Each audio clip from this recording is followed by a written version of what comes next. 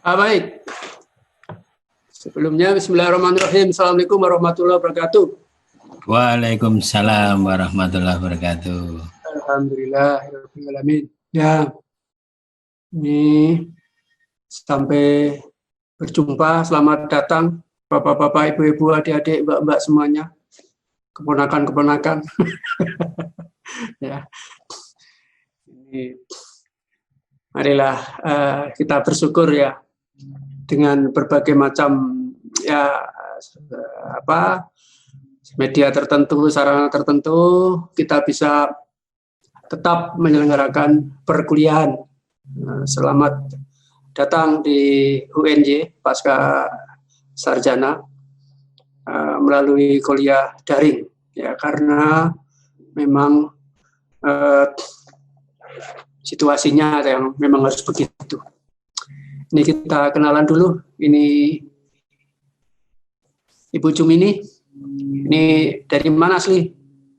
Saya aslinya dari Jawa Timur, Nganjuk, Pak. Tapi saat ini sudah KTP Jogja. Sekarang kerja di SMK Negeri 1 Kalasan.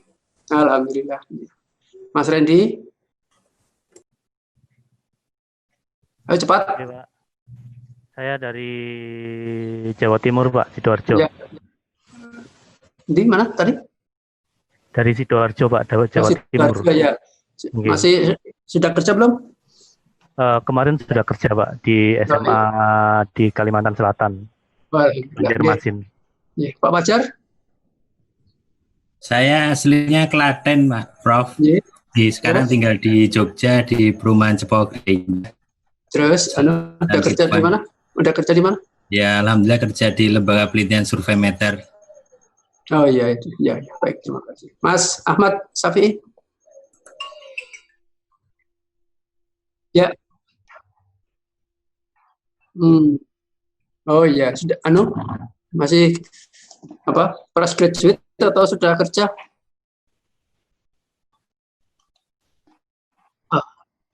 Ya, baik. Mbak Elsa Delvianti?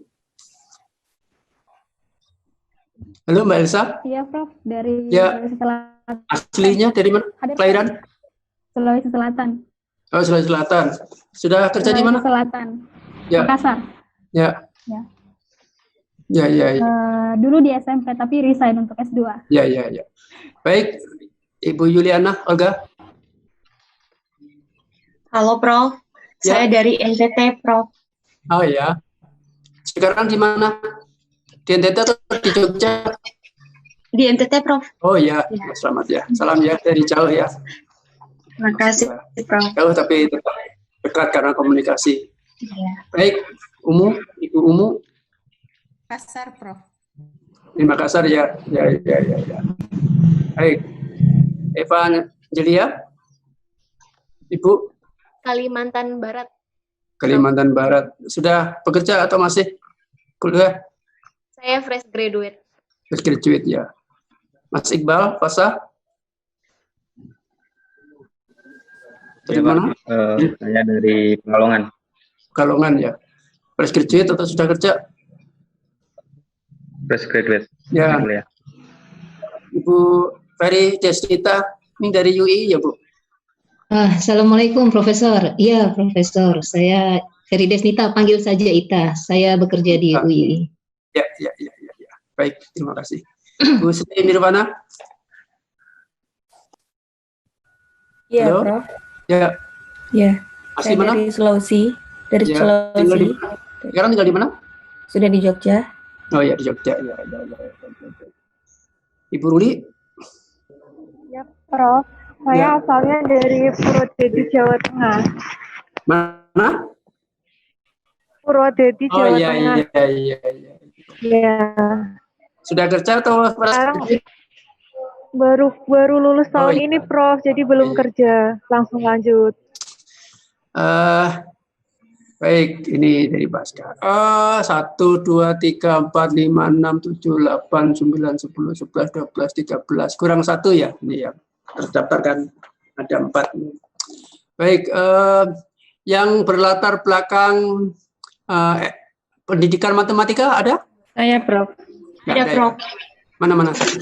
Tunjukkan dari. pendidikan matematika 1, 2, 3. Ya. Baik.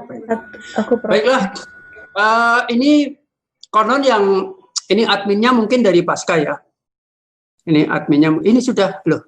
Ini yang belum dipanggil, yang muncul tadi mana ya? Yang belum dipanggil Mas Randy ya. Halo Mas Randy. Oh ya, jadi baik.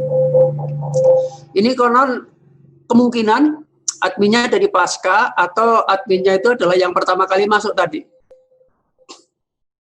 Kalau saya mungkin tidak, bukan admin ya. Admin di Zoom ini. Saya ingin tayangkan apakah bisa, gimana caranya pada admin, apakah saya bisa menayangkan caption saya. Caranya gimana menayangkan caption itu? Tahu nggak? Di share screen, Prof. Di share screen ya. Oke, share screen ya. Baik. Oke, kalau begitu share screen ya. Share screen, share. Oke. Anda melihat gambar? Iya, Prof. Ya, apa? Gambarnya apa? Gambarnya apa? Profesor lagi ngajar nih. Ya. Oh iya. Caption yang saya ambil tadi ya. Iya. Baik. Ini ganti gambarnya. Jelas ya? Jelas, Prof. Jelas, Prof. Oke. Baik. Ya. Oh iya. Bukan. Tapi ini saya tidak membenggung atau? Ini namanya Muhammad Sigit ya? Oh iya. Betul kan? Oh berarti ya, amin. Ya, sama semuanya kita kadang-kadang cantik-cantik ya. Baik. Jadi begini, saudara. Jadi pertama ingin saya sampaikan ya, memang sebagai guru, kita semua juga sebagai guru, dosen, dan sebagainya itu harus kreatif dan fleksibel menyesuaikan dengan keadaan. Kalau dulu tahun yang lalu mungkin ini sebetulnya saya juga tidak sehariannya tidak seperti itu. Ini hanya satu kali 2 kali saya mengajar dengan metode yang seperti ini. Karena paradigma pembelajaran konstruktivis itu sebetulnya sudah lama. Dan saya termasuk getol untuk memperjuangkan itu. Dan ini saya sangat tradisional dan sangat delivery method, berpusat kepada guru dan sebagainya, betul-betul membuat mahasiswa itu sangat pasif gitu ya. Tapi pada saatnya memang karena ini merupakan resume kan begitu kan, jadi memang seperti itu. Jadi ini satu pembelajaran buat kita semuanya ya, zaman sekarang ternyata memang kita harus menyesuaikan ya, harus menyesuaikan dengan keadaan. Sekarang untuk perkuliahan kita dulu. Untuk perkuliahan kita, jadi saya terus terang menggunakan Bismart itu sangat rumit ya. Karena ketika kalau menggunakan Bismart di situ, saya tidak bisa kemana-mana. Gitu. Harus di situ terus, sehingga pengembangannya itu terhambat. Tapi dari sana sudah dikembangkan ya. Nanti saya berusaha untuk memperbaikinya terus. Sudah ada di sana sebetulnya. Kalau Anda lihat Bismart dicari sudah ada beberapa itu. Caption-captionnya gitu. Hanya pemanfaatannya memang energinya luar biasa. Jadi di situ tidak efektif. Nah, sementara saya menggunakan basisnya sementara adalah pakai WA dulu aja lah. Ya. Basisnya pakai WA seperti yang sudah kita jalani dalam waktu beberapa hari ini. Ya. Semua informasi lewat WA dan semua tugas nanti kepada Japri saya. Jadi Ibu dan Bapak semua yang saya hormati, jadi di dalam kuliah ini mementingkan kejujuran, gitu, kedisiplinan. Ya, tidak ada gunanya kalau kita tidak jujur. Ya, semuanya akan runtuh, gitu loh. Asumsinya seperti itu. Sehingga karya itu kalau bisa orisinil. Nah, sebagai salah satu contoh, saya itu berusaha supaya karya itu orisinil itu setiap saya bikin makalah itu selalu mulai dari nol dan sendiri dan terus meluncur dari pikiran. Nah, yang lain-lain karya saya terdahulu dan sebagainya saya gunakan untuk referensi. Ya, sejauh yang bisa diambil, dikutip dan lain sebagainya sesuai dengan aturan pengutipan. Gitu. Sehingga saya seminggu yang lalu baru bikin 2 makalah untuk webinar, juga semuanya saya awali dari nol. Jadi saya menghindari bahkan untuk karya saya sendiri untuk copy paste gitu loh. Oleh karena itu saya memfasilitasi supaya karya Anda juga original, maka jangan di-share di WA, tetapi Japri langsung kirim ke Japri saya. Sehingga akhirnya nanti pada bagian akhir semester nanti saya akan mengumpulkan semua tugas itu secara terakumulasi. Sehingga ini untuk video conference, mengingat ini masalah pulsa, ya, saya melihat guritan-guritan wajah Anda mungkin ada terbersit juga masalah pulsa begitu ya. Barangkali. Kalau tidak ya syukur. Nah ini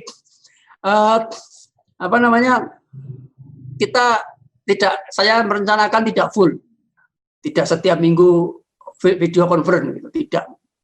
Tapi mungkin hanya 6 kali saja ya, 6 kali video conference. Mungkin seminggu 1 bulan 2 kali gitulah, untuk memantau progres sebagainya. Nah, sedangkan jadwal hari Selasa jam 9.20 ini, boleh Anda setiap hari Selasa itu membuat daftar presensi, ya. Kemudian untuk melihat tugas-tugas yang saya berikan. Nah, tugas berikutnya ini, kalau tadi belum tugas sebetulnya, tadi itu tugasnya hanya membuat pertanyaan loh. Tapi untuk tugas yang betul-betul nanti dikirim secara Japri kepada saya ialah ini, menjelaskan, menguraikan, menerangkan, atau mau Anda membuat sendiri semacam narasi seperti saya ini, tetapi dengan sumber yang perkuliahan saya itu. Nah, justru itulah kalau ada pertanyaan nanti bisa diulangi lagi, pertanyaan Anda di sini, dan saya akan menjelaskan secara lebih rinci, lebih detail lagi mengenai ini. Tetapi saya minta judulnya bebas. Karena kalau judulnya nggak bebas itu bosan. Membacanya juga bosan. Anda boleh silakan mau membuat judul apa saja terserah, tapi yang terkait dengan masalah ini Anda kreatif. Tetapi kata kuncinya ada. Kata kuncinya ialah 1, ini tugas dari Pak Marsikit, itu mesti disebut ya. Tugas dari Pak Marsikit, kemudian dicantumkan link blognya, link YouTube-nya dari videonya, ya, link YouTube dari videonya. Kemudian besok pada kira-kira 1 bulan terakhir atau 2 bulan terakhir, saya minta Anda untuk mengefektifkan website blog. Sekarang boleh nyicil juga boleh, tapi besok juga nggak apa-apa. Tapi kalau bisa jangan ditayangkan dulu supaya jangan mengganggu teman yang lain. Tergoda untuk kemudian originalitasnya jadi berkurang. Nah, pada saatnya nanti judul blog Anda itu, judul tugas Anda itu kalau ditayangkan di blog Anda, kalau saya search misalnya Marsikit Filsafat, itu bisa muncul nama Anda dan tugas Anda, gitu loh. Jadi kita membangun jaringan networking keilmuan. Tidak hanya Pak Marsikit saja, dari Pak Marsikit yang dilengkapi dengan warna-warni pendapat dari mahasiswa, ya. Kemudian kemampuan dari mahasiswa untuk masing-masing membangun dunianya filsafat sendiri. Jadi filsafat bukan pengetahuan saya, bukan pikiran saya, bukan otoritas saya, tapi adalah diri Anda masing-masing. Sehingga filsafat itu adalah diri kita masing-masing. Oleh karena itu, maka Anda merdeka untuk mengekspresikan. Ya, Anda merdeka. Ini Mas Ahmad Safi kok senyum-senyum ini? Apakah ada menyambi dengan video conference yang lain atau video call yang lain? Ya, saya jadi jangan-jangan ini ada sesuatu yang tak terkontrol. Ya, saya senyum-senyum sendiri ya, dari sini kelihatan. Ya. Awas saya, ini video conference ini disiarkan di seluruh dunia ya Mas ya. Hati-hati ya. Jadi banyak peristiwa ya, yang sangat memalukan atau sangat kecewa dan sebagainya itu karena lupa mematikan dan sebagainya itu. Lupa bahwa ini terkontrol oleh kamera gitu. Karena itu waspada ya, hati-hati untuk kepentingan diri kita masing-masing, jangan sampai dibuat malu dan lain sebagainya. Tahu-tahu tertawa sendiri ya dan sebagainya nanti. Baik, itu mengenai tugas. Nah, karena ini karena untuk hari Selasa besok misalnya kita tidak ada pikon tapi hanya penugasan saja, maka ini tugas menjadi metode. Ya. Ini kuliah ini menggunakan metode pemberian tugas, gitu loh. Anda tahu saja, ya. Anda hanya harap mengerti sebagai kompensasi. Kita tidak ketemu tatap muka, kita tidak video conference. Kenapa tidak video conference? Loh, kalau saya sih maunya setiap minggu video conference nggak ada masalah. Cuma saya mengingat gitu, bahwa ini kan masalah pulsa, masalah jaringan dan lain sebagainya. Kemampuan mahasiswa kuliahnya tidak hanya saya saja, tapi yang lain juga dan sebagainya. Oleh karena itu saya mengambil kebijakan, oke lah, 6 kali saja sudah cukup. Gitu. Ya, kalau S1 malah cuma 4 kali kalau nggak salah. Kalau ada ya 6 kali lah. Ya. Tapi kompensasinya adalah Anda membuat tugas. Ya. Anda membuat tugas. Nah, Anda membuat tugas, kemudian bisa tugasnya per minggu atau bisa tugasnya per 2 minggu, ya bisa beriringan begitu. Jadi nggak saklek ya, tugas ini sekian, bukan seperti itu. Tugasnya bisa beriringan. Nah, minggu depan ini saya beri waktu 1 minggu Anda untuk membuat tugas ini. Ya, nanti namanya mungkin tugas pertama atau tugas berapa ya. Nanti akan saya tulis di WA. Ya. Nah, oleh karena itu Anda mohon maklum adanya, dan semua tugas sementara ini semua tugas adalah dikirimkan Japri, baik itu melalui dokumen atau PDF. Hanya begini, untuk tugas kalau Anda mengirimkan tugas itu tolong diberi pengantar, diketik, misalnya nama saya Ahmad Syafi'i gitu. Ya, nama saya Ahmad Syafi'i, Pak. Ini saya mengirimkan tugas sebagai berikut. Jadi Anda pernah mengetik nama Anda itu di akun Anda, di nomor HP Anda kepada saya. Kenapa? Karena pada akhir semester nanti akan saya ketik nama Anda, akan saya search, dan nama Anda itu belum saya beri nama jadi munculnya di bagian tengah sehingga Anda muncul. Kalau tidak Anda pernah, kalau hanya mengirim langsung. Pernah ya saya minta biodata. Maksud saya biodata itu artinya ialah ketika saya ngetik nama Anda itu muncul nomor Anda. Ternyata ngirimnya pakai PDF dan juga pakai pengantar. Ya nggak ketemu. Gitu loh contohnya. Biodata di PDF kan atau di image gitu ya, dikirimkan kepada saya cari nggak ada lah. Ini saya katakan Anda belum mengirimkan tugas. Sudah Pak, tugasnya mana? Nama Anda situ siapa? Setelah tolong dia ketemu baru, ternyata tidak membuat atau belum pernah mengetik nama Anda di Japri kepada saya itu. Gitu.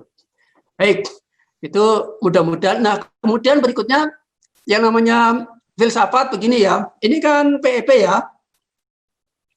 Ini nama mata kuliahnya kan filsafat ilmu ya. Ya, filsafat ilmu untuk. Jadi begini Saudara. Logikanya begini. Jadi itu kan secara deduktif dari atas ke bawah, spiritualitas turun ke bawah menjadi filsafat, ya, turun ke bawah menjadi ilmu-ilmu bidang.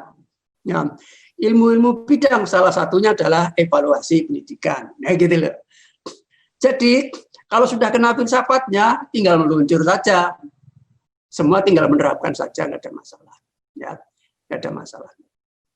Baik, jadi itu kira-kira gambarannya. Nah, karena ini filsafat, jadi halo semuanya. Ya, halo. Halo, Prof. Apakah masih ada di situ? Tetap monitor, Prof. Iya, mantap. Sehat-sehat. Sehat. Alhamdulillah. Saya terlalu banyak ngomong sehingga seakan-akan saya malah jadi sepi gitu. Kami mendengarkan kok, Prof. Ya. Baik.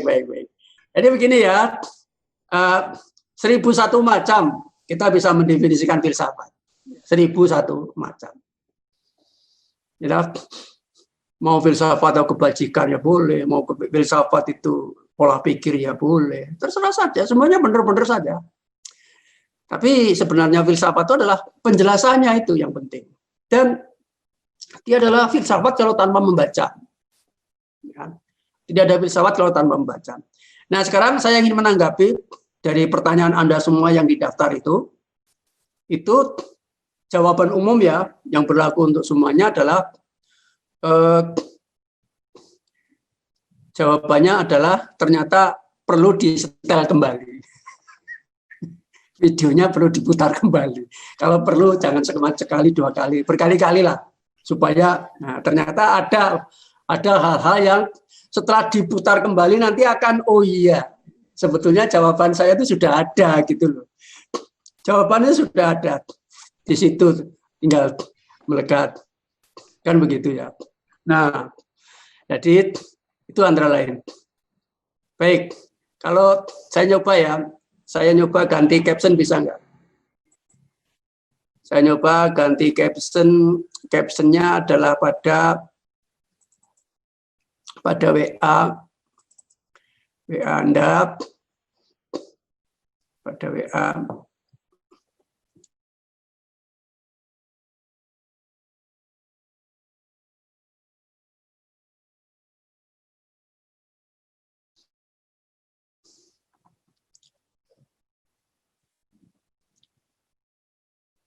Kenapa? Oke. Apakah tampil di depan Anda? Belum, Bro. Oh, skip ulang ya? Belum. Oh ya. Skip ulang ya. New share. New share, bentar. Bentar. Saya tuh di mana nih? Yang anunya saya malah ya, Pak. Kecil anunya. Sebentar. Mau melebarkan lagi di mana Pak layarnya nih?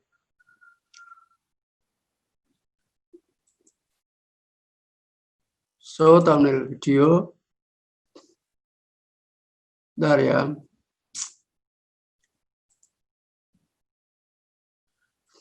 Minggir. Yang mana ya, Star? Itu mau munculkan, oke. Profesor and share dulu, Profesor. Ini dulu, Pak. Bukan itu yang saya cari, yang ini gambarnya itu belum, menunya itu nggak kelihatan.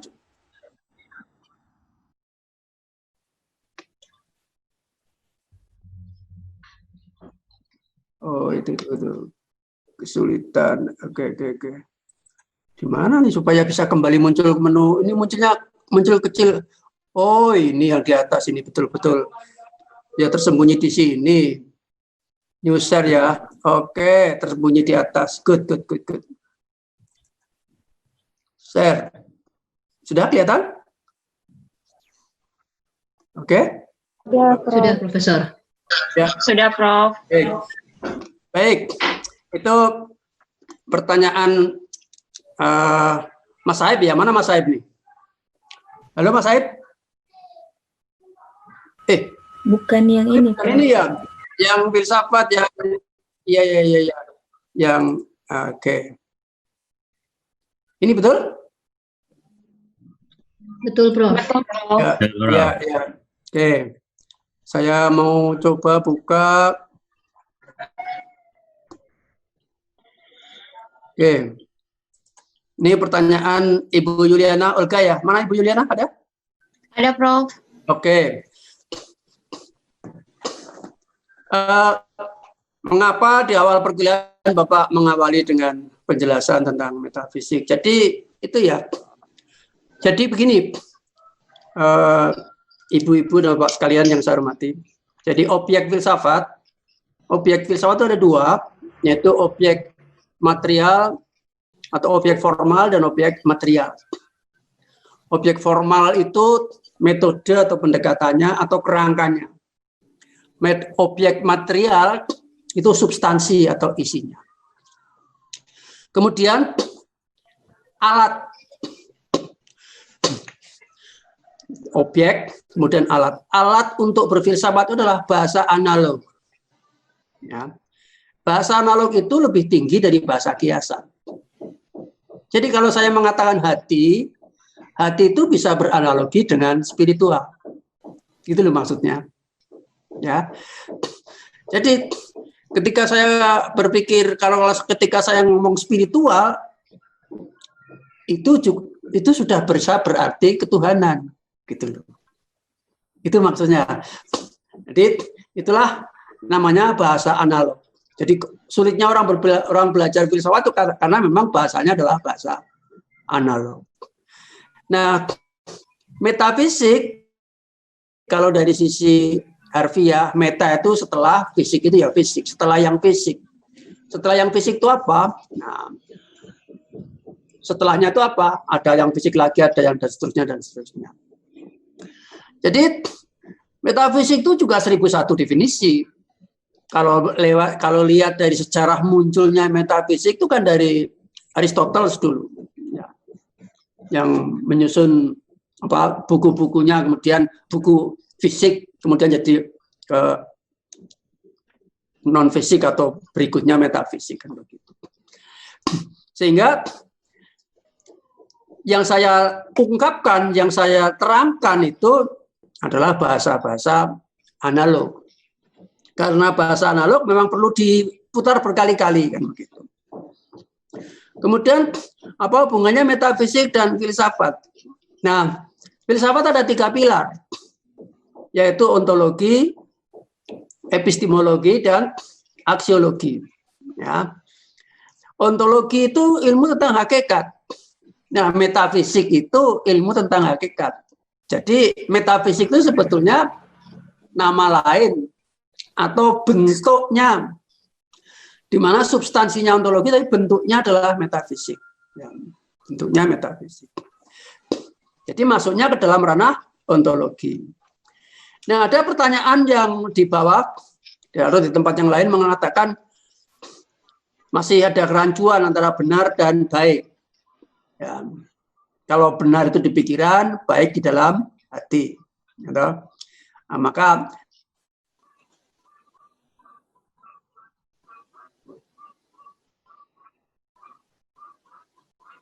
salah kan begitu ya.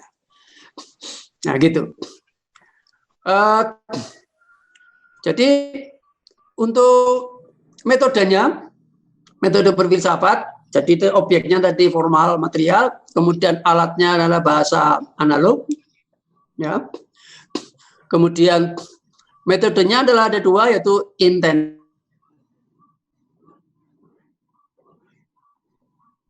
intensif itu berpikir sedalam-dalamnya, ekstensif itu berpikir seluas-luasnya. Cuma di sini yang ingin saya sampaikan sebelumnya adalah adab atau tata cara berfilsafat. Ya, supaya di dalam video itu sudah saya tunjukkan ada adabnya berfilsafat, yaitu bahwa filsafat itu sesuai dengan konteksnya. Konteks kita itu orang Indonesia. Orang Indonesia punya konteks, orang Jawa, orang Papua, Sumatera, Aceh, dan seterusnya. Itu masing-masing punya konteks agama. Ya.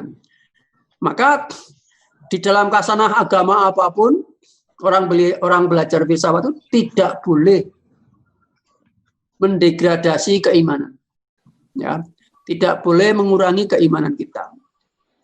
Menambah boleh, tapi jangan sampai mengurangi.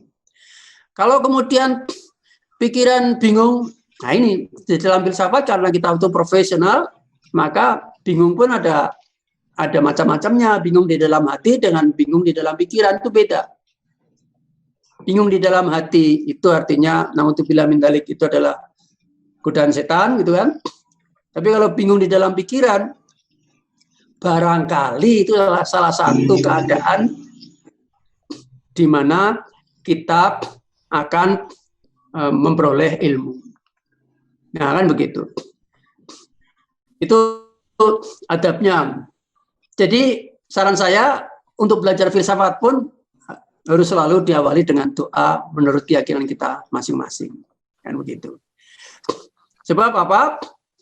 Sebab filsafat itu diri kita tuh macam-macam, diri yang lain macam-macam. Kita yang beriman, orang lain yang tidak beriman. Kita yang punya Tuhan, orang lain yang tidak punya Tuhan. Macam-macam. Kan begitu kan? Kita yang berketuhanan, orang lain yang percaya kepada kebenaran materi. Jadi bahayanya orang berfilsafat begini, ibu-ibu, mbak-mbak, saya sampaikan, filsafat itu pusat atau isme. Isme itu pusat, the central. Jadi jangan dikira loh. Misalnya ada aliran humanisme. Humanisme itu artinya apa? Humanisme itu artinya pusatnya manusia. Karena pusatnya manusia, maka mengandung pengertian meminggirkan konsep ketuhanan. Nah, itulah maksudnya, bahayanya orang berfilsafat. Maka adabnya orang berfilsafat itu tidak boleh parsial.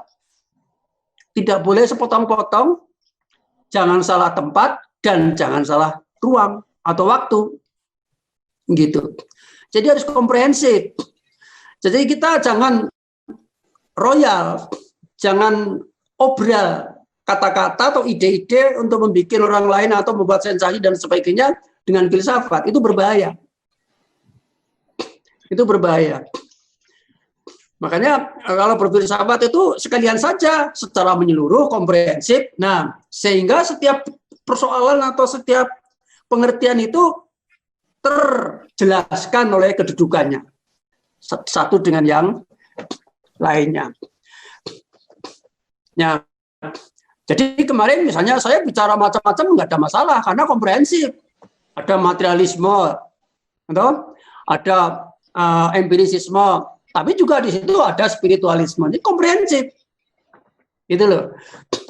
Jadi itu adabnya orang berfilsafat itu seperti itu. Jangan. Jadi saya minta jangan mentang-mentang baru belajar menemukan suatu penggalan frasa filsafat yang dianggap menarik, ingin bikin sensasi, kemudian di-share dan sebagainya, bikin kejutan dan sebagainya, supaya orang lain mungkin tertarik atau mungkin heboh dan sebagainya, janganlah.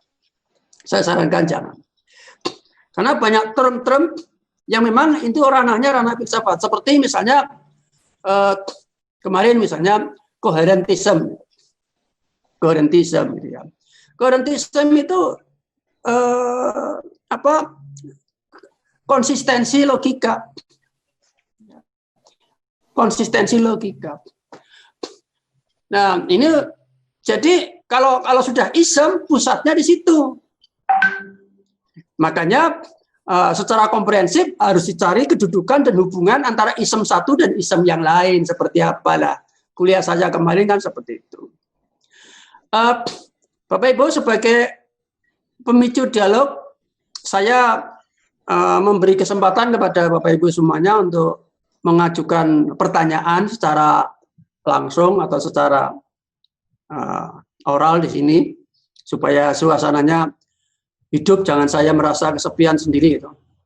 Silakan. Saya beri kesempatan. Boleh membaca dari yang sudah ditanyakan atau ada pertanyaan baru, boleh. Silakan.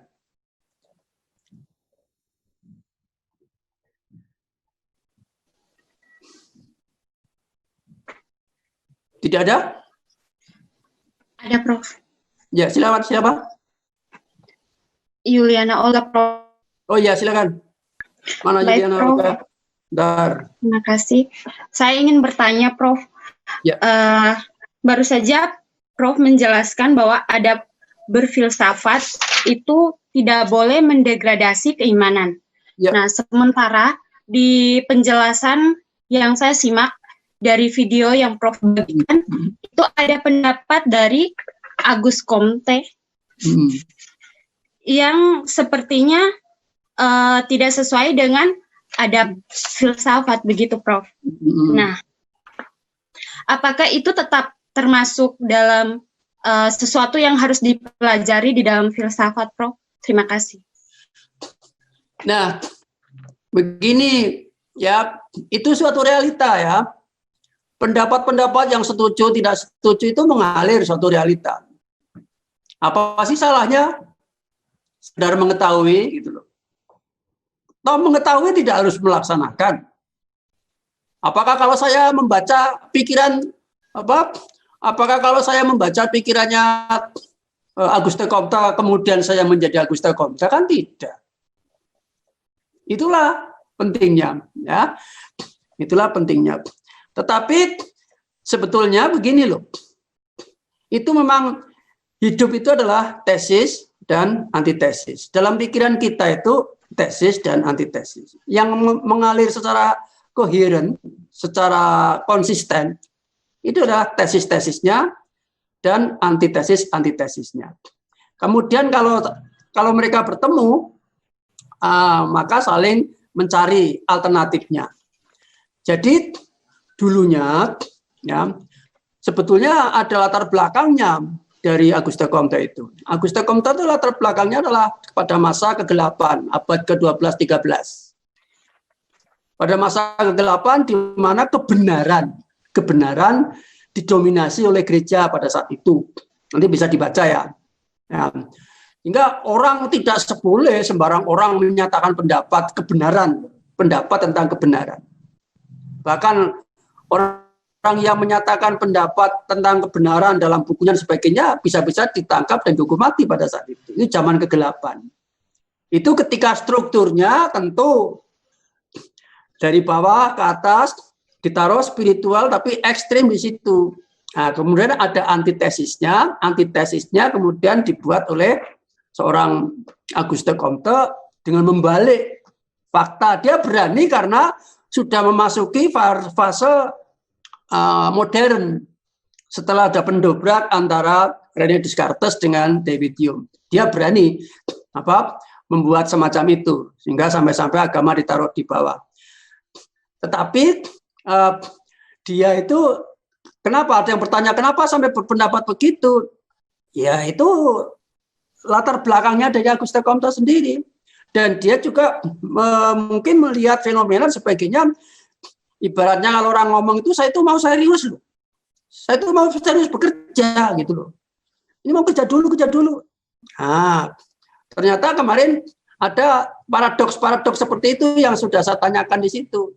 Gimana kamu pernah nggak terganggu? Wah, ternyata kita secara real, secara praktik sehari-hari bisa lebih daripada Auguste Comte yang sudah saya.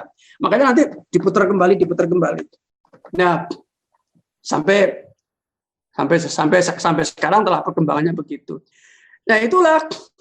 Jadi kita karena profesional, apa yang kita baca belum tentu apa yang kita jalankan. Lah, kalau yang kita baca kemudian kita jalankan, nah apa bedanya level anak-anak sama dewasa sama orang tua? Kalau level anak-anak, apa yang dia baca, apa yang dia ucapkan, yang dia kerjakan. Itulah bedanya. Tapi karena berfilsafat, berpikir refleksif, maka yang setuju, tidak setuju pun termasuk yang dibaca.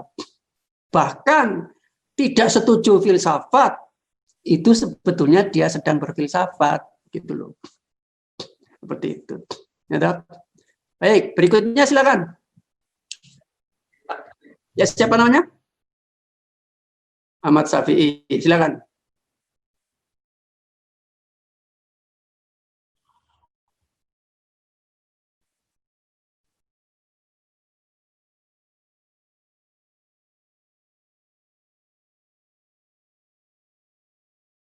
Oh ya. Baik, saya ya. Baik. Saya besar kembali.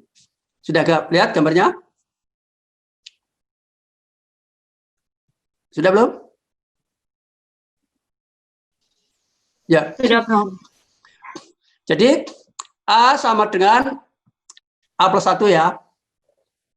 Itu hanya benar jika dijalankan. A sama dengan A plus 1. Hanya benar jika dijalankan. Itulah sebenar-benar program komputer. Di atas sebelumnya harus ada mengawali input A. Dan di bawahnya harus ada print atau kemudian go to A paling awal. Jadi itu sebenarnya penggalan suatu proses. Maka gitu loh ya. A yang di depan dengan A yang di belakang itu beda. Tapi wadahnya sama. Isinya beda. Kenapa isinya bisa beda? Ruangnya beda. Karena waktunya beda. Karena sudah diputar. Input 10, maka A sama dengan 10 ditambah 1, 11. Print 11. Input lagi 20.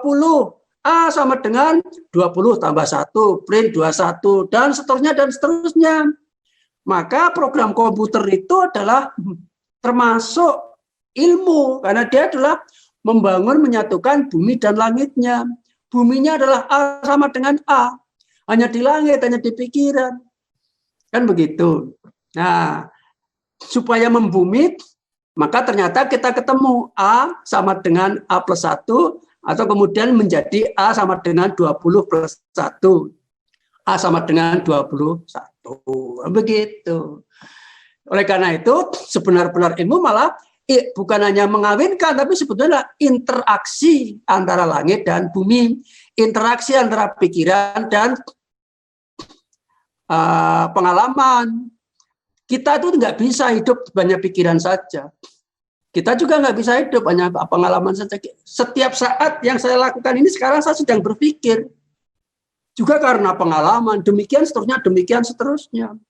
Dan putaran itu 1/100.000 per detik mungkin terjadi di dalam diri saya. Interaksi antara langit dan bumi demikian seterusnya. Nah, ada yang bertanya, Pak, kenapa manusia tidak sempurna? Padahal bercita-cita ingin sempurna. Sekarang cek saja. Misal Anda punya pendengaran sempurna. Apa yang terjadi? Anda mampu mendengarkan semua suara. Di dunia, bahkan di akhirat. Coba.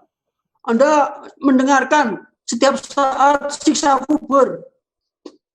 Kapan Anda bisa tidur? Saya tanya itu, orang mana yang punya pendengaran sempurna? Itu baru pendengaran loh yang sempurna. Ya, kapan mau hidup? Nggak mungkin lah bisa hidup. Belum lagi penglihatan. Penglihatan saya sempurna. Saya melihat siksa kubur di sana. Coba. Saya melihat kejadian yang ada di Afrika, di Amerika, dan seterusnya. Penglihatan sempurna.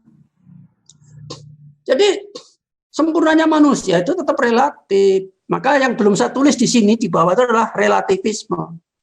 Yang belum saya tulis di sini adalah relativisme. Gitu. Baik, itu Mas Ahmad tadi ya. Silakan berikutnya, silakan. Nah, izin bertanya. Siapa nih yang bertanya? Siapa? Saya Ferry Desnita, Ita. Oh iya, silakan. Profesor, kalau dalam bahasa Jawa itu kan ada frasa kawula manunggaling Gusti. Barusan tadi Profesor kan mengatakan kita itu proses berputar dengan langit bumi berganti-ganti. Apakah frasa itu merupakan representasi yang barusan Profesor katakan tadi? Ya, jadi begini, ya sebetulnya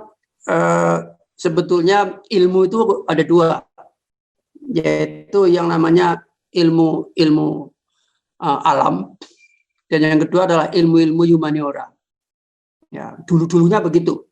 Ilmu alam itu Geisteswissen, ilmu humaniora itu Geisteswissenschaften. Ilmu alam itu Naturwissenschaften. dua itu. Nah, sebetulnya semuanya itu bisa terangkum dalam keduanya itu dalam metodologi filsafat. Metodologi filsafat ansih yang sudah saya sebutkan tadi, intensif dan ekstensif, tetapi metodologi secara komprehensif, secara universal itu sebetulnya yang disebut dengan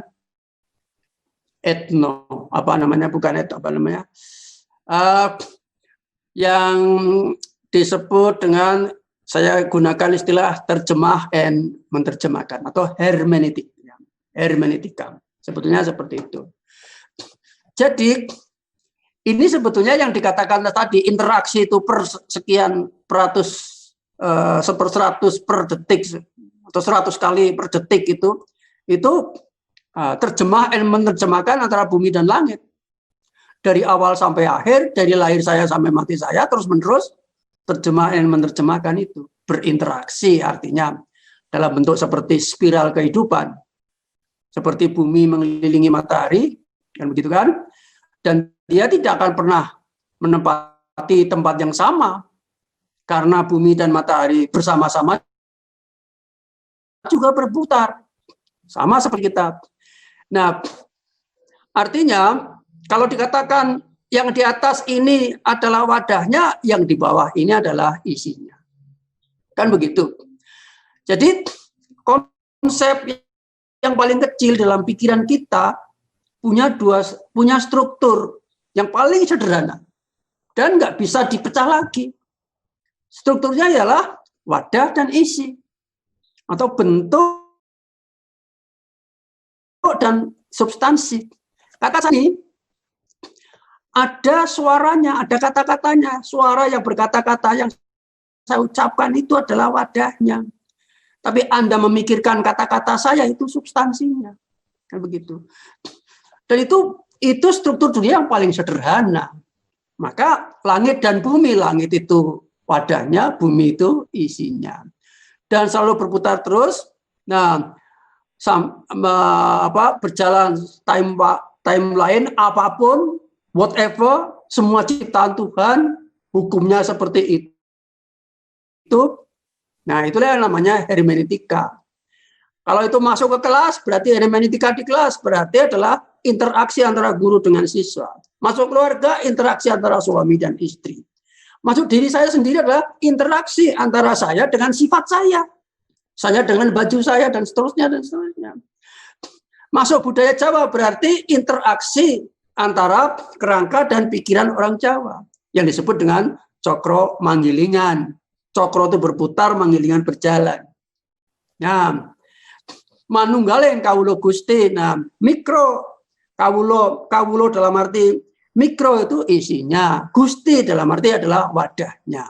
Kan begitu. Makronya yang namanya Gusti Tuhan, yang namanya kawulo adalah ciptaannya.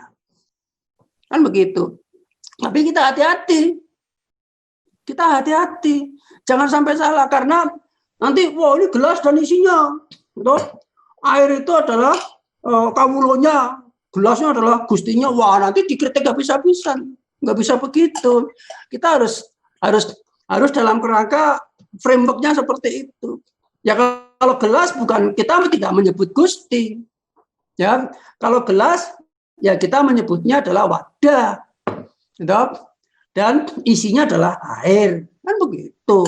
Jadi itulah pentingnya sesuai dengan ruang dan waktu. Seperti mitos misalnya. Mitos itu adalah mengerjakan sesuatu yang dia tidak mengerti. Titik. Nah, mengerjakan sesuatu yang tidak mengerti itu, anak-anak kecil itu mengerjakan sesuatu yang tidak mengerti. Jadi dia itu belajar berdasarkan mitos. Begitu loh. Tetapi kalau sudah naik ke atas, spiritualitas, banyak perkara yang kita beribadah kita nggak ngerti, tapi kita jalankan saja. Karena apa? Karena kita tuh yakin. Dan saya sudah warning dan melarang, jangan sampai untuk spiritualitas gunakan kata-kata mitos. Berbahaya. Jadi masalah nanti. Itulah pentingnya rambu-rambu belajar filsafat itu seperti itu. Harus tahu ruang dan waktunya. Baik, silakan teruskan. yang ingin bertanya lagi? Ayo. Nah, Bapak Ibu silakan nanti dibuka di website saya UNYT Akademia Edu _Marsikita.id, banyak sumber di sana. Sebetulnya ini yang dipikirkan oleh Immanuel Kant. Sebetulnya ini gambar ini sebetulnya adalah isomorfis. Ya. Isomorfis. Isomorfis itu ada semacam kesamaan struktur, gitu ya. Ini ada langit, ada bumi. Ini juga, tapi ini yang terjadi di dalam pikiran kita. Tapi walaupun terjadi dalam pikiran kita, ini bisa untuk membangun dunia maksudnya. Nah, Immanuel Kant dalam The Critique of Reason itu bahwa ilmu itu ada dua. Jadi ini sama ya. Ya saya terangkan ini dengan itu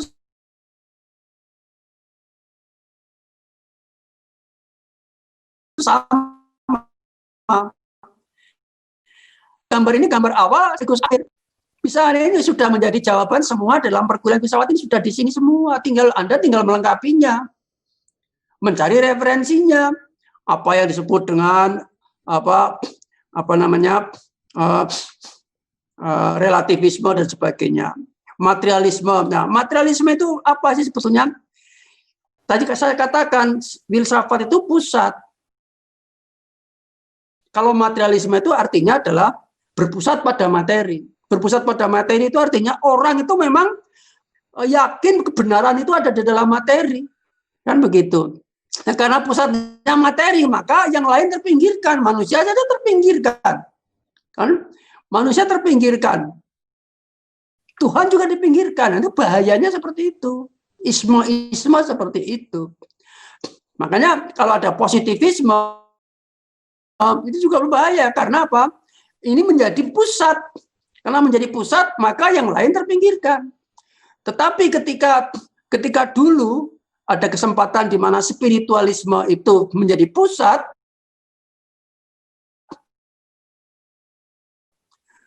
akhirnya adalah menjadi positivisme. Dan positivisme sampai sekarang belum ada antitesisnya. Gambar saya ini adalah sebetulnya gambar dari perjalanan narasi besar. Narasi besarnya dunia. Ya. Tidak mudah membuat narasi besar dunia itu. Ya. Perang dunia kedua saja tidak menghasilkan narasi besar dalam filsafat. Apalagi pikiran seseorang berpidato berapi-api habis-habisan. Oh enggak, belum tentu. Enggak seberapa. Perang dunia dua, narasi besar apa yang dicatat sampai sekarang? Enggak ada.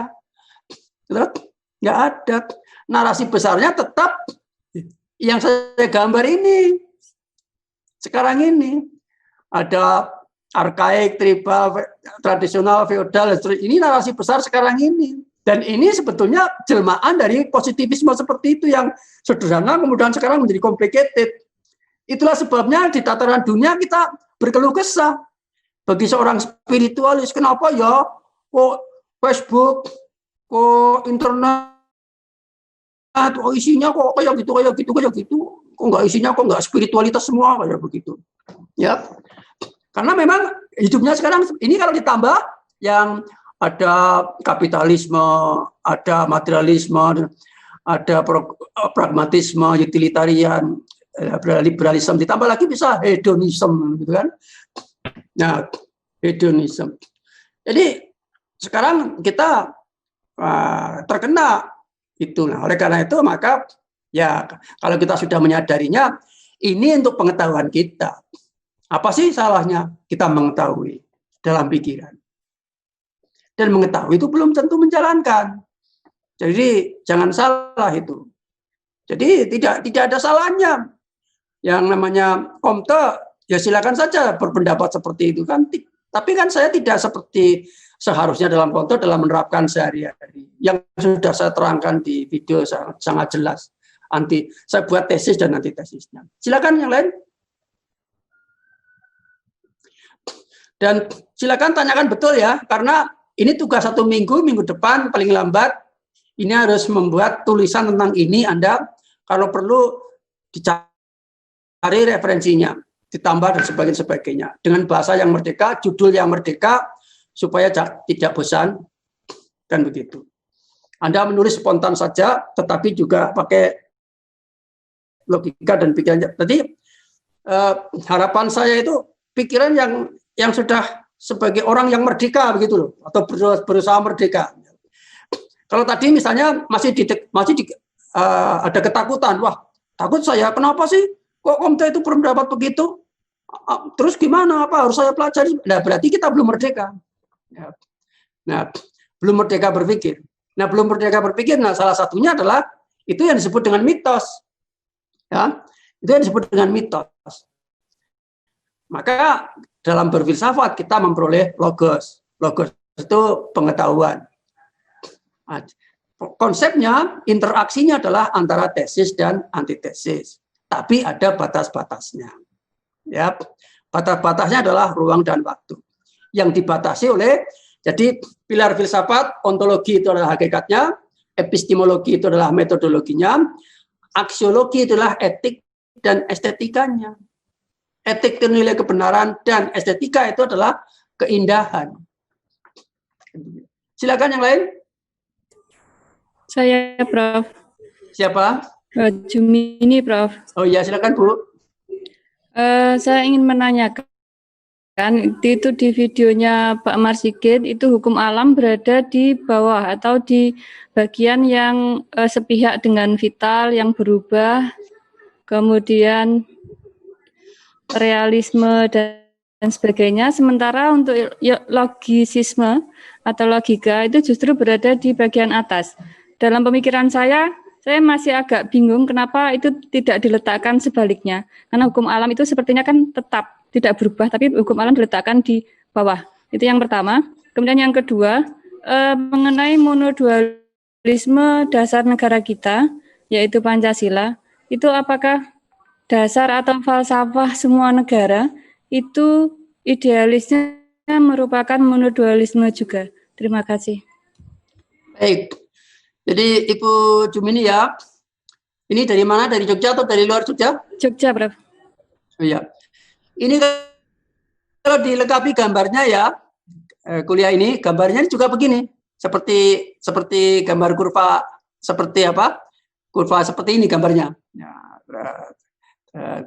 jadi yang paling tinggi dan paling luas ini adalah kuasa Tuhan atau spiritualisme. Kenapa? Karena yang menggambar itu saya. Kenapa? Karena filsafat itu saya. Maka ketika Bapak Ibu belajar filsafat kepada saya, ya mempelajari pikiran saya. Itu. Nah, kalau kemarin ada orang yang tidak percaya kepada Tuhan, ya tidak akan menempatkan kuasa Tuhan di sini. Yang dia tempatkan tentu yang pikiran yang ada paling atas. Gitu? Nah, sehingga Bapak Ibu sekarang bisa memahami kenapa muncul Auguste Comte seperti itu.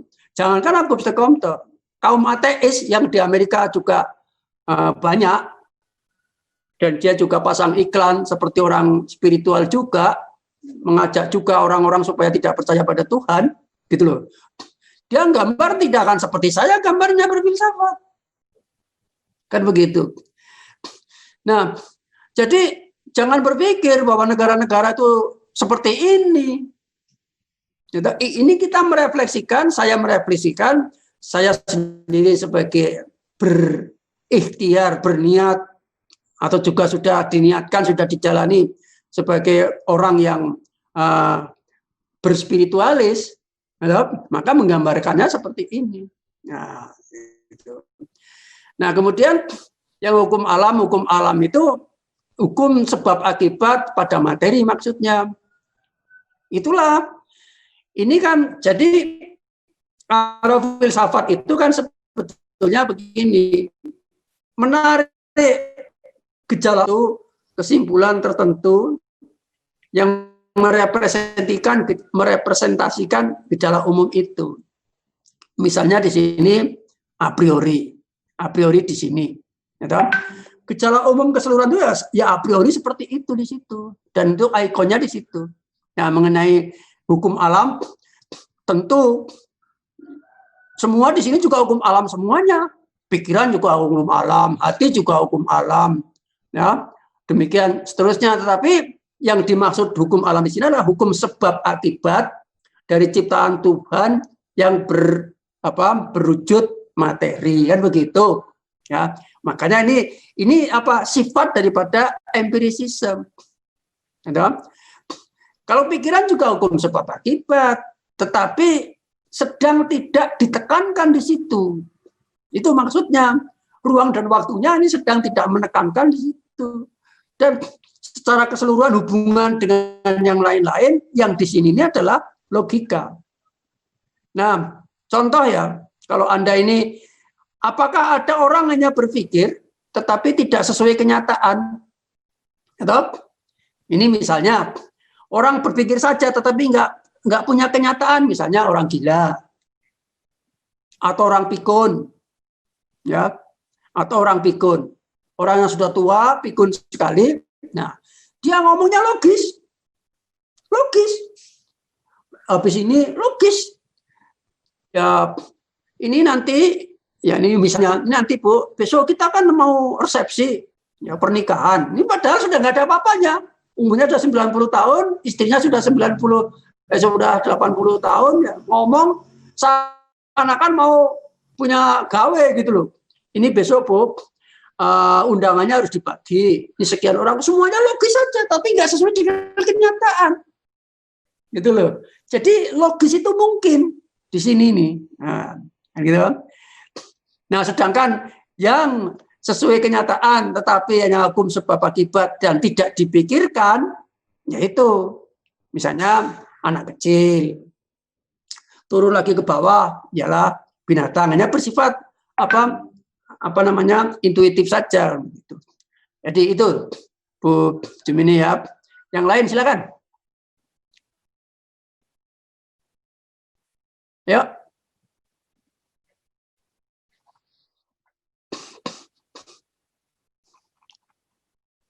Jadi ini semuanya kalau saya gambar seperti itu ya. Jadi oleh karena itu ini saya memandang bahwa saya dengan Anda itu konformisme atau isomorfis. Bukti bahwa saya dengan pikiran Anda itu isomorfis. Saya ingin bertanya, di pikiran Anda masing-masing ada nggak sesuatu yang sama dengan saya? Misalnya, ibu kota Indonesia mana? Pak Yuliana? Nah, sama. Ibu Yuliana juga menjawab Jakarta, sama dengan pikiran saya. Ternyata semua pikiran kita ada di situ, ibu kota Indonesia Jakarta. Itu baru satu titik loh.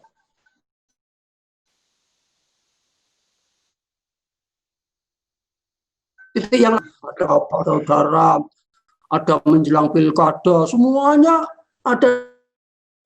Itulah konformitas. Sehingga saya buat di sini, ini juga konform. Saya yakin semua di antara Anda itu nggak ada yang menentang kalau saya taruh kuasa Tuhan paling atas. Apa ada yang menentang? Nah, bukti toh? Bukti. Jadi saya membuat itu adalah representasi. Jadi memang filsafat itu representasi. Tetapi makanya saya katakan 1001 definisi filsafat. Dia representasi, dia penjelasan, dia dalam membaca, dan sebagainya. Baik, yang lain silakan.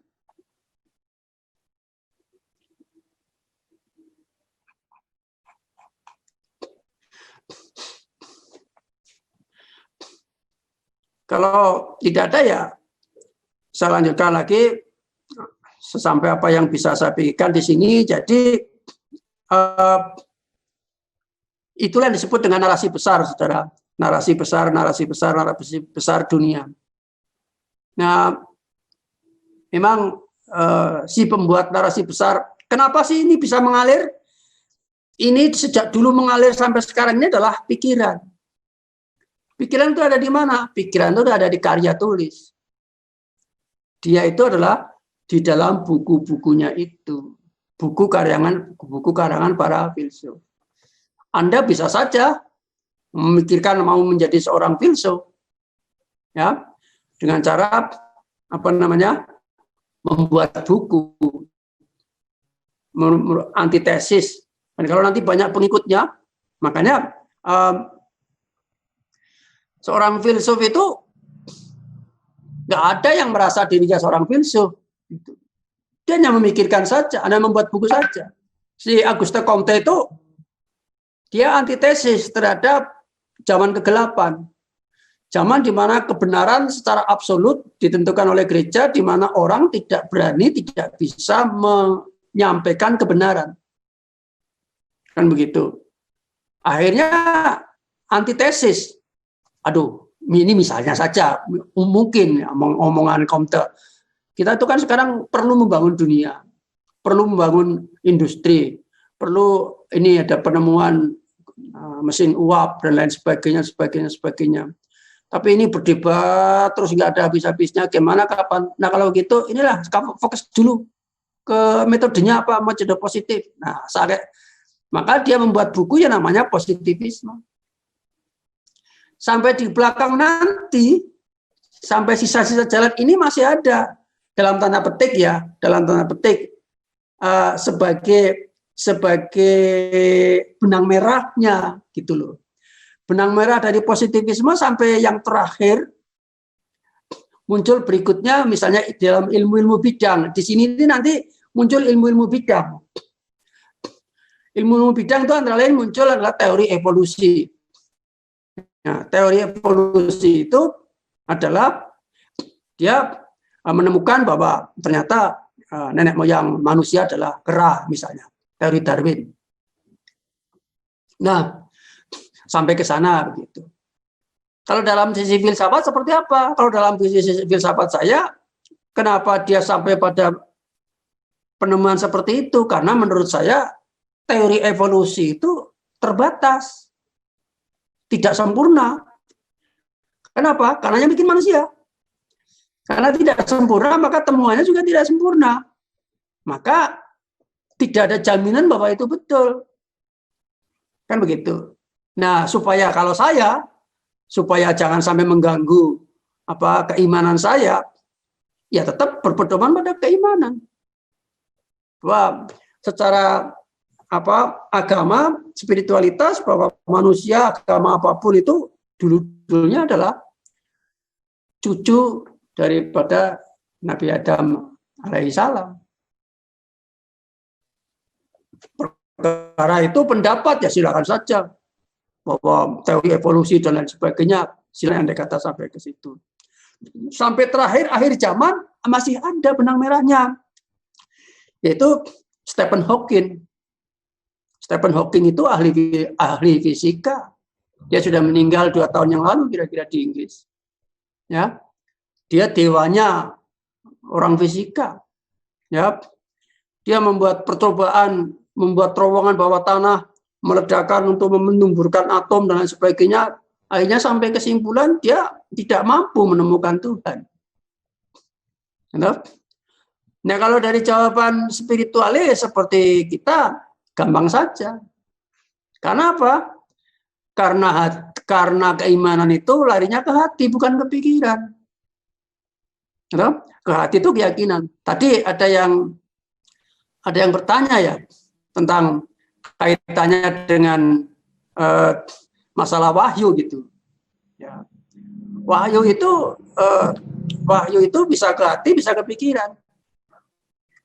Wah, kalau menurut pemikiran saya yang namanya wahyu adalah pencerahan yang tidak bisa dinalar. Ya tahu-tahu punya pencerahan gitu aja sudah selesai. Karena itu kuasa Tuhan. Andai kata itu adalah sesuatu wahyu, gitu. Pencerahan baik di dalam hati maupun di dalam pikiran. Jadi dunia itu 1001 macam hidup itu. Makanya apalagi dengan era terbuka, dengan era reformasi semuanya dibuka, semuanya jadi terang benderang. Yang jelek pun kelihatan, yang tidak baik pun kelihatan, salah pun kelihatan, yang tidak beradab pun kelihatan. Jangankan Auguste Comte. Auguste Comte cuma membuat buku positivisme. Tapi sekarang kita melihat kejadian sehari-hari melampaui batas. Ada anak yang melaporkan orang tua, ada orang tua yang teriakin maling sama anaknya.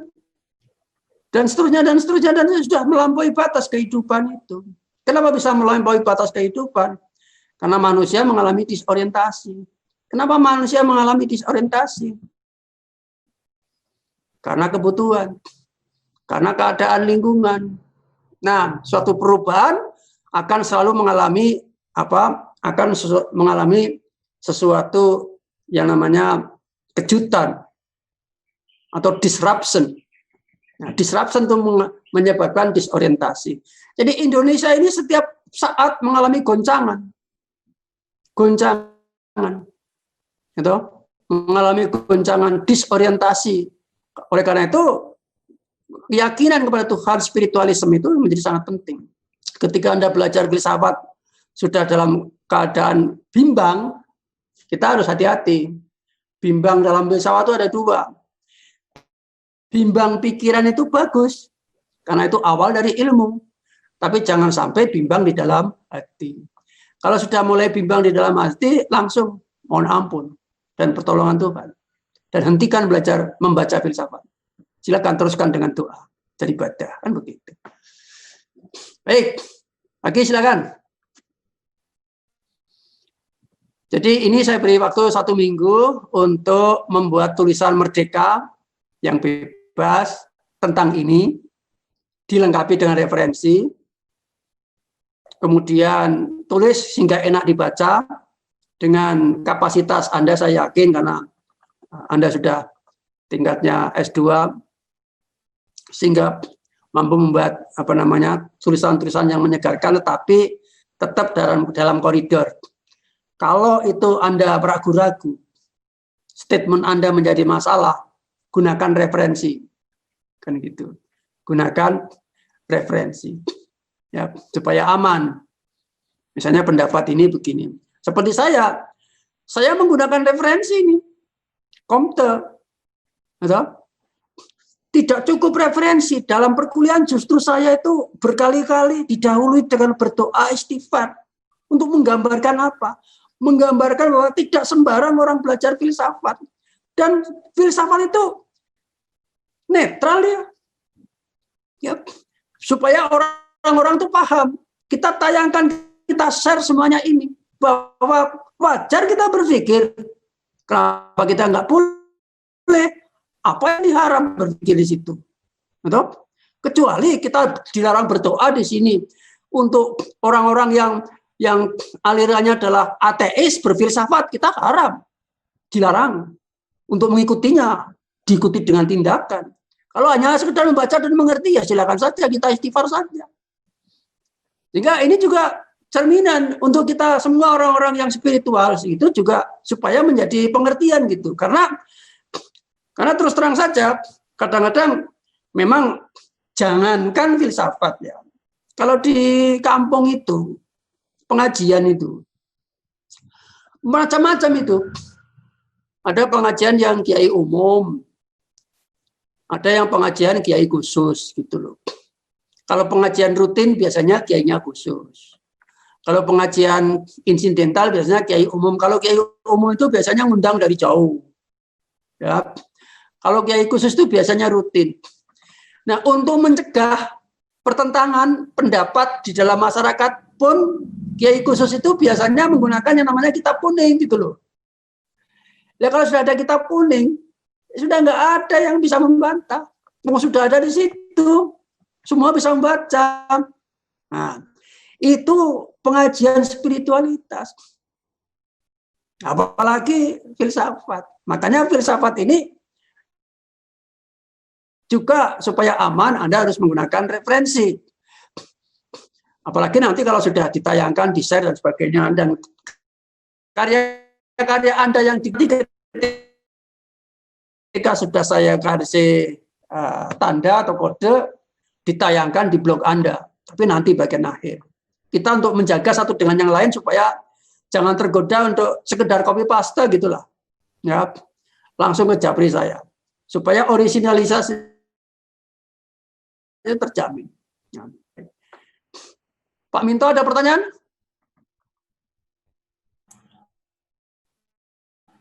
Ini Ya. Prof. Ya, ini Prof. Tadi saya menulis pertanyaan terkait dengan cara atau tip untuk membangkitkan kecerdasan filsafat itu bagaimana, Prof? Ya. Oh iya. Jadi begini ya, sekali tarik napas selesai. Filsafat itu awal akhir. Filsafat itu mengalir. Filsafat itu semuanya. Filsafat itu hidup kita. Gitu. Filsafat itu refleksi pikiran, hati, dan tindakan kita. Enggak bisa. Ya. Jadi Bapak Ibu jangan berpikir dalam mata kuliah saya ini ada sesuatu yang ditargetkan 1 hari selesai. Tidak akan mungkin itu. Nah, metodenya adalah baca, dan baca saja terus. Tentang referensi yang sudah saya buat. Nah, banyak pertanyaan Bapak Ibu sudah terjawab di dalam tayangan saya, di dalam wayang WA itu, di Facebook. Jelaskan metafisika dalam dialog perwayangan itu. Nanti diungkap di sana. Itu terdokumentasi sudah sejak lama, bertahun-tahun di situ.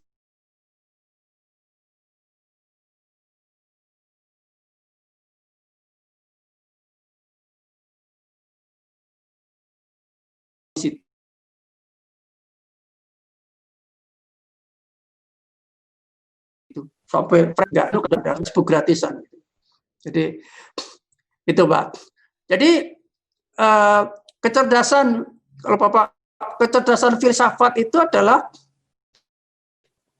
cerdas adalah sesuai ruang dan waktunya, ya. Sesuai ruang dan ketika kita masuk ke ruang itu adabnya, kita tidak bersih, masuk ke sana, berarti kita tidak beradab, berarti kita tidak cerdas. Nah, itulah yang orang Indonesia, hebatnya orang Indonesia, orang Timur, termasuk orang Jawa, Sumatera, dan sebagainya. Yang namanya tata krama. Tata krama itu pengetahuan untuk ilmu yang tinggi. Cuma tinggi-tinggi ilmu dikalahkan dengan motifnya. Maka kalau ada 2 televisi, beda motif, sama persoalannya, kesimpulannya beda. Karena orang yang bicara beda di situ, beda motifnya. Nah, jadi oleh karena itu, maka kita di sini membebaskan dari motif-motif yang bisa mengalahkan ilmu yang tertinggi sekalipun. Kan begitu. Itu Pak. Jadi dengan cara dijalani, dibaca, baca dan membaca, ya. Dan itu adalah diri kita. Orang yang kadang-kadang kita tidak merasakan bahwa kita sudah cerdas. Orang lain yang menilai. Sama seperti semua filsuf. Semua filsuf tidak ada yang wah saya ingin jadi filsuf, nggak ada. Dia cuma ingin membuat buku, kemudian ingin menyampaikan suatu kebenaran menurut versi dia, nulis, ya sudah selesai. Yang menyebut bahwa seorang Sokrates itu filsuf adalah Plato, muridnya. Yang menyebut bahwa Auguste Comte itu seorang filsuf adalah berikutnya. Ya, adalah berikutnya. Demikian seterusnya. Jadi mungkin yang akan bisa mengatakan bahwa kita cerdas itu bukan diri kita. Mungkin orang lain, mungkin cucu kita. Wah, kakek saya tuh dulu cerdas. Begitu. Gitu ya. Oleh karena itu, Ini tugasnya baik setelah ini tugasnya berupa portofolio, tugas saja, nanti terkumpul di Japri saya. Kemudian mengenai tugasnya nanti saya info lewat WA, sementara pakai WA saja saya pikir sudah mencukupi ya. Jadi sekali lagi mohon dibaca referensi yang sudah saya tunjukkan. Baik, saya ingin melihat semuanya. Nah, baik. Ini R ini kok belum, Mas Randy ini kok belum nampak wajahnya. Ya. Halo Mas Randy. Oh ya, Mbak Tri Mulya ya. Mas Randy mana nih wajahnya nggak tampak. Baik, demikianlah Ibu dan Bapak sekalian yang saya hormati. Ya, kuliah perdana ini ya nanti dilengkapi data hadirnya 1, 2, 3, 4, 5, 6, 7, 8, 9, 10, 12, 13, 14 ya sudah lengkap. Marilah saya mengucapkan terima kasih atas perhatian Anda dan marilah kita tutup kuliah kita dengan berdoa sesuai dengan keyakinan kita masing-masing. Disilakan. Cukup. Assalamualaikum warahmatullahi wabarakatuh. Waalaikumsalam warahmatullahi wabarakatuh. Ya kan? Ya. Terima kasih, Prof. Ya, amin.